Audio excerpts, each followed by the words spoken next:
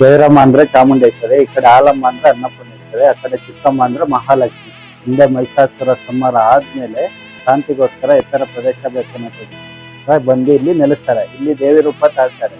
ಅವಾಗ ಏನ್ ಮಾಡ್ತೀವಿ, ಏಕವಚನ ಆಗುತ್ತೆ. ದೇವಿ ದೇವಿ ಅಂತ ಕರೆಯೋದು ಏಕವಚನ ಆಗುತ್ತೆ. ಅದನ್ನ ನಾವೇನ್ ಮಾಡ್ತೀವಿ, ದೇವಿ ರಮ್ಮನವ್ರು ಅಂತೇಳಿ ಕರಿತಾ ಬರ್ತೀವಿ. ದಿನನಿತ್ಯ ಪೂಜೆ ಆಗ್ಬೇಕಿರುತ್ತೆ, ಬೆಳಿಗ್ಗೆ ಸಂಜೆ ಪೂಜೆ ಆಗ್ಬೇಕಿರುತ್ತೆ.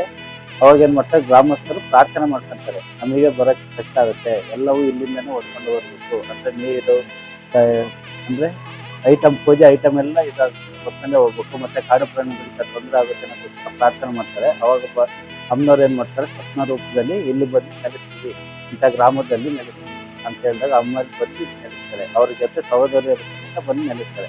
ಅವಾಗ ಗ್ರಾಮಸ್ಥರು ಬಂದು ಹುಡುಕಿದಾಗ ಇಲ್ಲಿ ಬಂದು 3 ಪಾದಗಳು ಸಿಗುತ್ತೆ. ಅವಾಗ ಏನ್ ಮಾಡ್ತಾರೆ, ಸಣ್ಣ ಗುಡಿ ಮಾಡ್ತಾರೆ.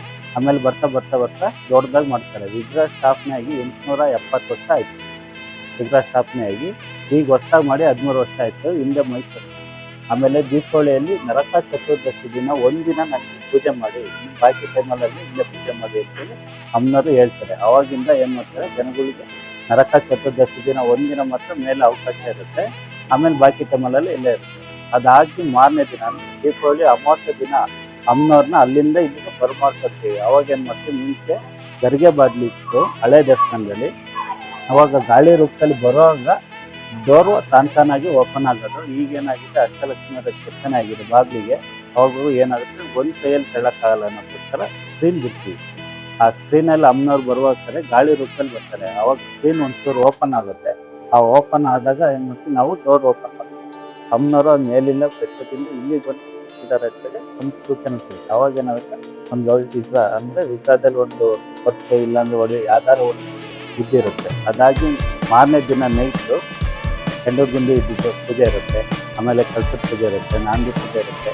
ಅವೆಲ್ಲ ಆದ್ಮೇಲೆ ಫಲಿತಾಗಿ ಮಾರನೇ ದಿನ ಬೆಳಿಗ್ಗೆ ಜಾವ ಕೆಂಡೋತ್ಸವ ಇರುತ್ತೆ. ಒಂದು 5:30 ಇಂದ 5:15 ಕೆಂಡೋತ್ಸವ ಇರುತ್ತೆ.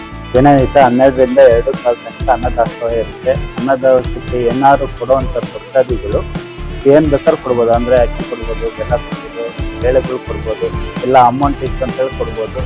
ಡೈಲಿ ನಿತ್ಯನೂ ಇರುತ್ತೆ. ವರ್ಷದಲ್ಲಿ ಒಂದು ದಿನ ಮಾತ್ರ ಅನ್ನದಾನ ಇರಲ್ಲ. ಅದು ದೀಪಾವಳಿ ನರಕ ಚತುರ್ದಶಿ ದಿನ ಒಂದಿನ ಮಾತ್ರ ಅನ್ನದಾನ ಇರಲ್ಲ. ಯಾಕಂದ್ರೆ ಅದು ಉಪವಾಸ ಹಬ್ಬ ಅಂತೇಳಿ ನಾವು ಮಾಡ್ತೀವಿ. ಅವತ್ತೊಂದಿನ ಇರಲ್ಲ. ಇನ್ನು ಬಾಕಿ ಟೈಮಲ್ಲೆಲ್ಲ ಅನ್ನದಾನ ಇರುತ್ತೆ.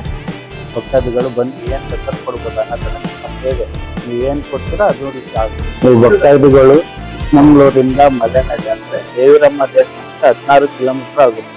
ನೀವು ಅಲ್ಲಿಂದ ಬಂದು ಚಿಕ್ಕಮಂಗ್ಳೂರು ಬಸ್ ಸ್ಟ್ಯಾಂಡ್ ಅಲ್ಲಿ 3 ಟೈಮಿಂಗ್ಸ್ಗೆ ಬಸ್ಗಳು ಇರ್ತವೆ. ನೀವು ಅಲ್ಲಿ ಬಸ್ ಸ್ಟ್ಯಾಂಡ್ ಅಲ್ಲಿ ಕೇಳಿದ್ರೆ ಹೇಳ್ತಾರೆ. ಒಂದು 10 ನಿಮಿಷಕ್ಕೆ ಒಂದು ಹೋಗುತ್ತೆ, ಒಂದು 11 ಕಾಲಿಗೆ ಹೋಗುತ್ತೆ, ಒಂದು 1 ಗಂಟೆಗೆ ಹೋಗುತ್ತೆ.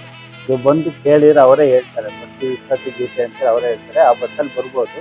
ಆಮೇಲೆ ನಿಮ್ದು ಏನಾದ್ರು ಅರಿಕೆ ಇದ್ರೆ ಇಲ್ಲ ಬೇರೆ ಏನಾದ್ರು ಅಂದ್ರೆ ಈಗ ಎಕ್ಸಾಂಪಲ್ ಅದು ಮಕ್ಕಳಾಗಿಲ್ಲ ಅಂಥವರಿಗೆ ಇಲ್ಲಿ ಬಂದು ಪ್ರಾರ್ಥನೆ ಮಾಡ್ಕೊಂಡು ಗಂಗೆ ಹಾಕಿಸ್ಕೊಂಡು 3 ಸುತ್ತು ಪ್ರದಕ್ಷಿಣೆ ಬಂದು ಇಲ್ಲ ಅಮ್ಮನವ್ರ ಬಂದು ಒಂದು ಫಲ ಕೊಡ್ತೀವಿ. ಆ ಫಲ ಸೇವಿಸಿ ಆಮೇಲೆ ನೀವು ಪ್ರಾರ್ಥನೆ ಮಾಡ್ಕೊಳ್ಳಿ. ಮಗು ಆದ್ಮೇಲೆ ಮೊದ್ಲಕ್ಕಿ ಜೊತೆ ಬೆಳ್ಳಿ ತೊಟ್ಟು ತಂದು ಕೊಡ್ತೀನಿ ಅಂತ ಪ್ರಾರ್ಥನೆ ಮಾಡ್ಕೊಂಡ್ರೆ ಬೇಗ ನೆರವೇರುತ್ತೆ. ಆ ಫಲ ಏನು ಕೊಟ್ಟಿರ್ತೀವಿ ಅದು ಯಾರಿಗೂ ಹೇಳ್ಬಾರ್ದು.